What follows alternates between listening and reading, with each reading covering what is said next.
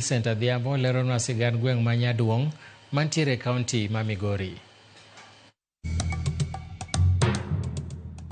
Nyakwaramogi Ajwang' machiegni kendo e telo machielo e chenoni mar ng'e gwengewa. Kalapapla mar ng'e gwenge opiyo e gweng' maong'ere ni Nyaduong' mayudore e sub-county ma Suna East. Ka isewuotho kata iselimo kata isechopo e kaunti ma Migori tiwinjo kamiluongo ni Nyaduong'. Ang'o mabiro e pachi? We wawinj anena ni jodak malurani ma Nyaduong' to pachgi chalo nade kotenore kod nonro mar nying gweng'ni ma Nyaduong'. Ne en kama ne joluo dhoodwa mar Ramogi kane waa Nyakach, mae kama ne umbo gowe mane ilose weche duto mag piny, kendo kane piny obedo matek to kae kama ne jodongo bede wi got. Kata ka koth otamore chwe to kanye kama ne gibete to gitime timbegi mag joluo, nikech chon gi lala ne po nitie timbe mag joluo kane wach Nyasaye pok nodonjo. Koro kane gibet kanyo to gik mane gitimogo ne miyo koth chwe kendo piny ne chiek kendo piny ne bedo gi uma. Mane momiyo niluonge ni Nyaduong', nigo okot moro kanyo mane luongo jodongo. Nyaduong' ne nitie god chama niluongo ni Nyaduong'. To nikech le ne nitiere, omiyo nitiere jaduong' moro ne amwalo kocha to go okot mondo mi kanyalo ringo to ringi liech. Nyuola ayudo kako osechak ni Nyaduong'. To history matin manyalo ng'eyo en ni jaduong' moro ne nitiere wi got malo ka. Kanodhi e got to duong'o okot moro ni ding ding to dhano dhi chokore. Koro mane history mane awinjo mathin korka Nyaduong' ni. Koro kanodhi sama ne jaduong' no duong'o gino ema koro dhi ogik ma koro chake nying mar Nyaduong'. Kae kama ne nitie kopo ni jopiny biro to kane ni malo.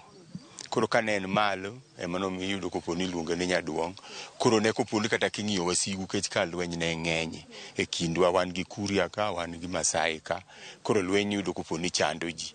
Ema ne chuno ni nyaka koro ji bedo gi kama oting'ore gi malo. Koro ineno kopo ni wasigu biro.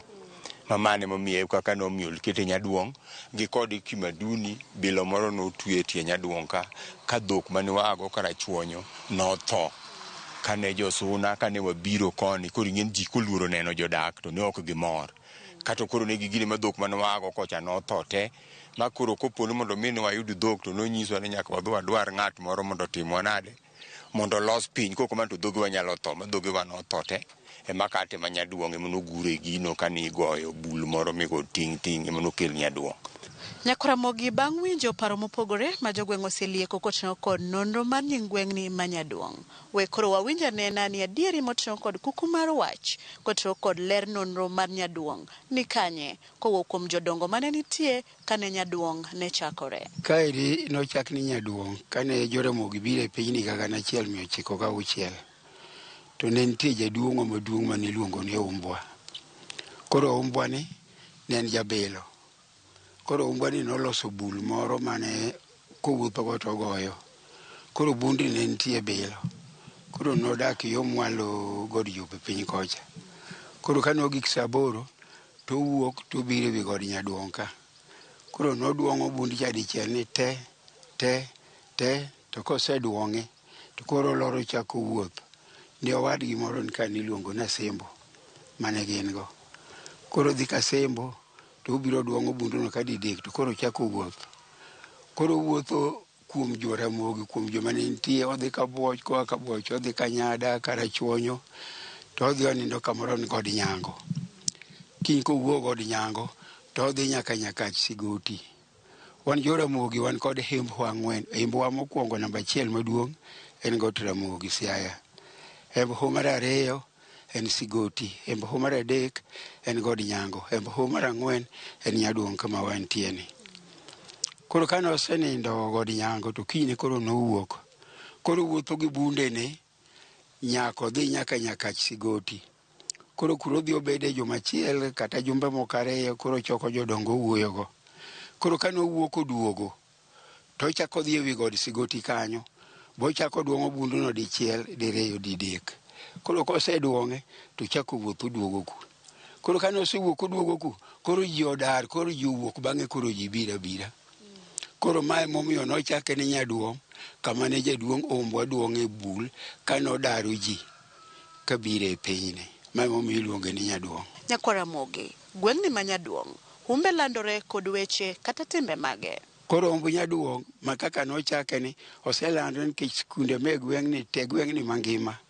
Nyithindo mopuonjore ka owuok mana Nyaduong' ka. Kidhi Wasiyo oa Nyaduong', kidhi Kosingo oa Nyaduong', kidhi Sagigi oa Nyaduong'. Koro mana achiel kuom gima humbwa olandorego. Gima humbwa ochako landore godo mar ariyo en kanisa mane jaduong' Andrea chieng' noketo ka mar jo SDA. Kanisa ni kaka nochake oselandore, osekebedene ka nyaka Sakwa Pith Nyadundo. Kanisa ni osebede. Mochako landore kendo en agirikacha mar pur. Nyaduong' gima humbwa landorego maduong' en dhot moting'o Ramogi, to ne gin jomohero wach somo. Koro kamoro amora mane gibete ne giketo skul gi kanisa. Ka eri notimo bungu to wach Nyasaye to ne nitiere. Omiyo gimoro ni askari nokwane. Nikech gimomiyo dobi onge. Ka askari bi to en mana makadho ne dwaro wach dhok. Nyaduong' ong'ere gi pur kod mpira. Gin dongruoge mage ma jodak ma Nyaduong' nyalo kwano nyaka ne gweng'ni chakre. Chon ng'eni ne nitie mana ute lumbe, gik mang'eny ne onge, makato mabati ochako donjo makoro ji ni kod mabade, ji ni kod gik mopogore, nyithindo ochako dhi sikunde, ute lumbe koro rumo, kech chon e yore gi nipa mana kod dhok, migolo mana jodonge matkelo dhok tipayo, side kore kwa chop Migori. Koro kuma ne yudo ka chief achiel rito, tinde nitie chife madhi 16. Wan kod dala waka iluongo ni Hopa Farmers. Hopa Farmers ni otudore kod NGOs.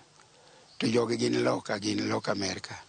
Koro gikawo nyithindo ka to gitere skul, gipuonjo nyaka university, madhi e college bende gitero, e secondary bende gikawo bende gipuonjo bende gitero kamano. Koro ineno ka stima wan go ka, wan koro project ma ka eri mar pi.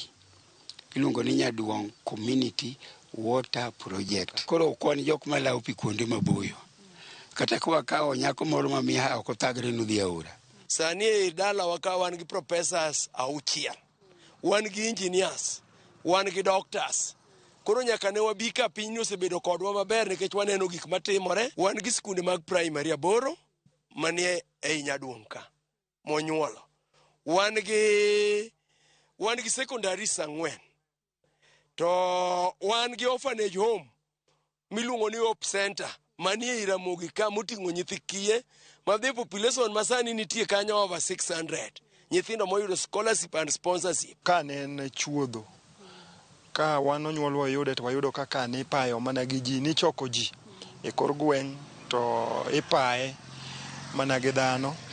Mago dongruoge masani waneno ka koro lamo sekalo ka. Rem mage ma pod gin go mathiro dongruok maluora ni mago kelnegi to Nyaduong' biro dongore machal kod gwenge mamoko.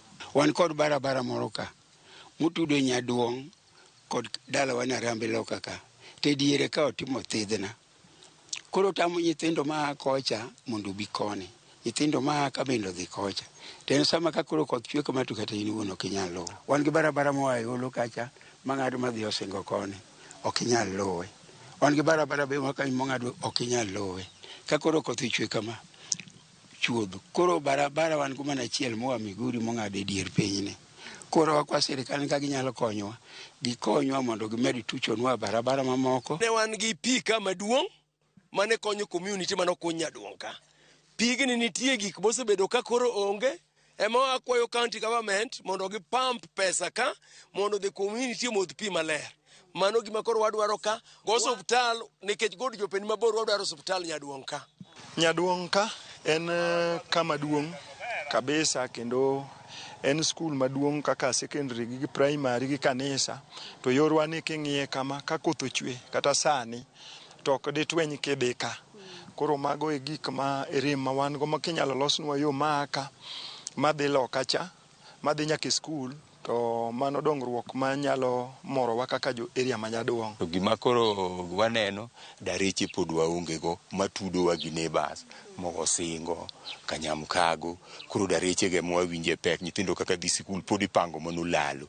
To lalo kaka koro koth chwe ni nyalo dhi gi nyithindo. Koro mage gik ma wadwa ni koponi inyalo konywa to mondo mi wane kaka wanyalo bedo gi giko. Mana kamano nyakwara Mogi gi kanye mwachopo godo e giko matelo ma kawuono e chendo ni mar ng'e gwengewa.